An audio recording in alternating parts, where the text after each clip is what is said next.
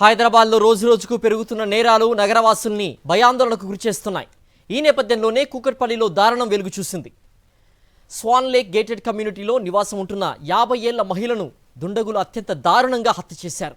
కాళ్ళు చేతులు కట్టేసి కత్తితో గొంతు కోశారు. కుక్కర్తో కొట్టి చంపేశారు. ఇంట్లో ఉన్న నగదును బంగారం దోచుకెళ్లారు.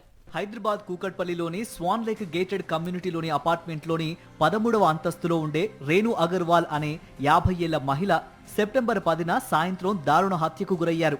ఈ హత్యతో స్థానికులు ఉలిక్కిపడ్డారు. కాళ్ళు చేతులు కట్టేసి కత్తితో గొంతు కోసి కుక్కర్తో కొట్టి చంపారు. భారీగా నగదు బంగారం దోచుకెళ్లారు.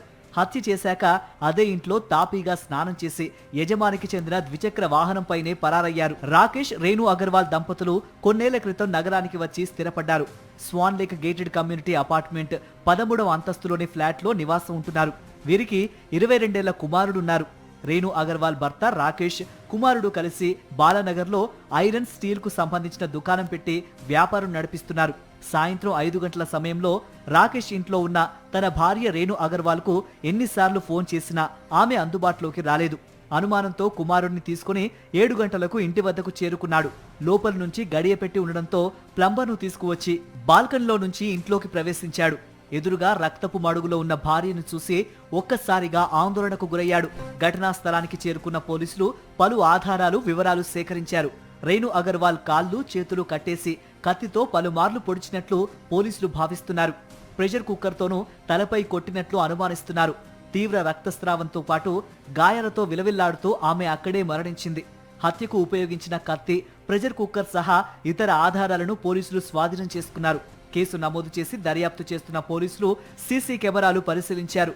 పై అంతస్తులోని మృతురాలి బంధువు ఇంట్లో రోషన్ అనే యువకుడు కొన్నేళ్ల క్రితం పనిలో చేరగా హర్ష అనే యువకుడు రేణు అగర్వాల్ ఇంట్లో 10 రోజుల క్రితం పనిలో చేరినట్లు పోలీసులు నిర్ధారించారు.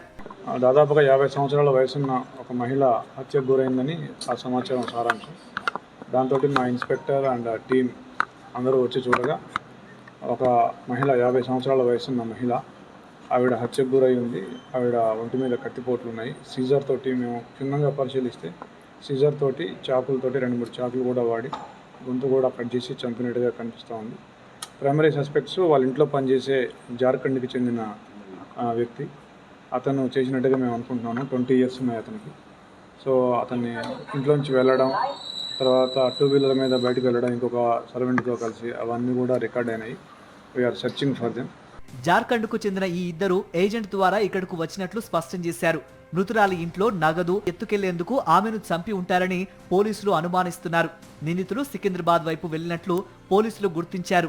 అక్కడి నుంచి రైలు మార్గం ద్వారా రాష్ట్రం దాటి ఉంటారని భావిస్తున్నారు. వారి కోసం 5 బృందాలు గాలిస్తున్నాయని, ఎక్కడున్నా త్వరలో పట్టుకుంటామని స్పష్టం చేశారు.